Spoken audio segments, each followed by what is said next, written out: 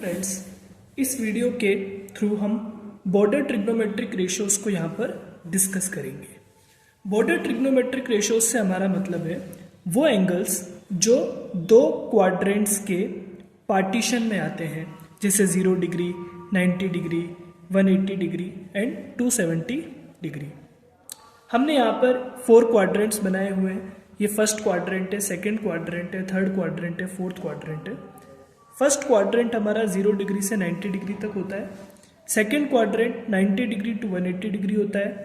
Third quadrant हमारा 180 to 270 degree होता है। और जो फोर्थ क्वाड्रेंट होता है वो 270 डिग्री से 360 डिग्री तक देखा जाता है।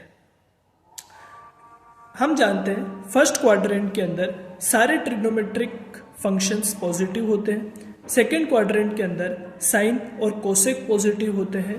थर्ड क्वाड्रेंट के अंदर टेन और कॉट पॉजिटिव होते हैं, जबकि फोर्थ क्वाड्रेंट के अंदर कॉस और सेक पॉजिटिव होते हैं। हम साइन का एग्जाम्पल लेकर के इन सभी बॉर्डर एंगल्स को समझने की कोशिश करेंगे।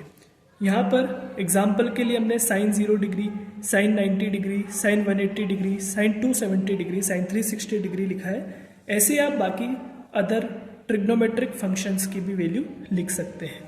हम समझने के लिए साइन के सभी बॉर्डर एंगल्स को यहाँ पर डिस्कस करेंगे। सबसे पहले हम साइन 0 डिग्री की बात करते हैं। साइन 0 डिग्री हम जानते हैं, कॉमन सी बात है कि साइन 0 डिग्री की वैल्यू 0 होती है, हमें डायरेक्टली याद रहती है।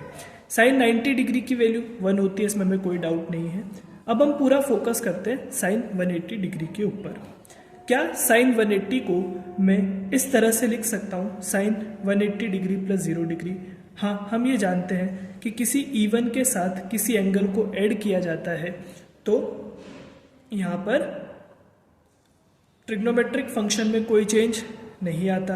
और क्योंकि ये साइन 0 डिग्री है तो इसमें साइन की कोई दिक्कत नहीं है, क्योंकि जो आंसर आता है वो 0 आता है, तो साइन 0 डिग्री 0। तो हम कह सकते हैं साइन 180 डिग्री की वैल्यू 0 होती है। एक और एग्जांपल देखें, साइन 270 डिग्री का। मैं इसको साइन 360 माइनस 90 भी लिख सकता हूँ, बिल्कुल लिख सकता हूँ। इसको मैं साइन 180 प्लस 90 भी लिख सकता था, कोई दो राय नहीं है। 360 माइनस 90 से साइन 90, क्योंकि इवन में से कोई एंगल को माइनस किया गया। अब हम ये जानते हैं 270 डिग्री थर्ड और फोर्थ क्वाड्रेंट को सेपरेट करने का काम करता है। और हम ये भी जानते हैं थर्ड और फोर्थ क्वाड्रेंट दोनों के अंदर ही साइन नेगेटिव होता है, तो यहाँ पर नेगेटिव में आंसर आएगा। तो आंसर यहाँ पर आता है माइनस का साइन 90, और साइन 90 की वैल्यू हम जानते हैं 1 होती है। एक और एग्जांपल हम देखें साइन 360 डिग्री के फॉर्म में। तो साइन 360 प्लस इसको 0 इस फॉर्म में लिखा जा सकता है। इसको आप इजीली साइन 0 डिग्री लिख सकते हैं, कोई दिक्कत नहीं है, तो आंसर 0 आएगा। तो कहने का मतलब ये है कि दोनों क्वाड्रेंट्स में अगर एक क्वाड्रेंट में वैल्यू पॉजिटिव है, दूसरे में नेगेटिव है, तो रिजल्टेंट वैल्यू नेगेटिव आएगी। दोनों में नेगेटिव है तो नेगेटिव आएगी, दोनों में पॉजिटिव है तो पॉजिटिव आएगी।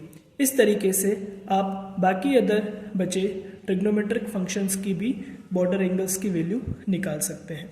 यहाँ से हमें एक बात बहुत ही क्लियरली समझ में आएगी कि जो साइन थीटा और कॉस थीटा की रेंज होती है, कि साइन के फंक्शन की मिनिमम वैल्यू होती है -1 और मैक्सिमम वैल्यू होती है +1।